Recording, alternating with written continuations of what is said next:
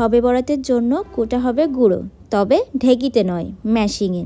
হ্যাঁ, একটা সময় ঢেঁকিতে গুঁড়ো কোটা হইলেও বর্তমানে মেশিংয়েই কোটা হয়। তো বাজার থেকে 7.5 কেজি মতন চাল কিনে নিয়ে আসছি।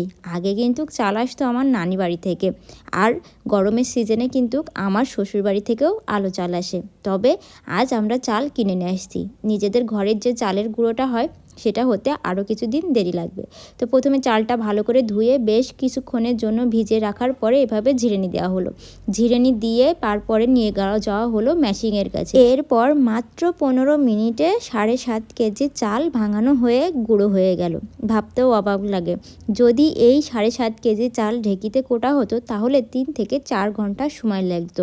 একটা সময় ছিল যখন 3-4 ঘন্টা মানুষ কষ্ট করে এভাবেই গুঁড়ো করতো। কালের বিবর্তনে সেটা হারিয়ে গেলেও মেশিনে কোটা গুঁড়ো কিন্তু খেতে বেশ ভালো হয়। এটা দিয়েও কিন্তু সব ধরনের পিঠা আটা বানানো যায়। সবথেকে বড় কথা, অনেকেই বলে মেশিনের গুঁড়োয় নাকি পাকান পিঠে হয় না, তবে এই গুঁড়োতেও পাকান পিঠে হয়। তোমরা যদি চাও তাহলে আমি পাকান পিঠে বানিয়ে দেখাতে পারি। আজকে এখানে মেলিয়ে দেওয়া হচ্ছে, পরের দিন রোদে দেওয়া হবে গুঁড়োগুলো।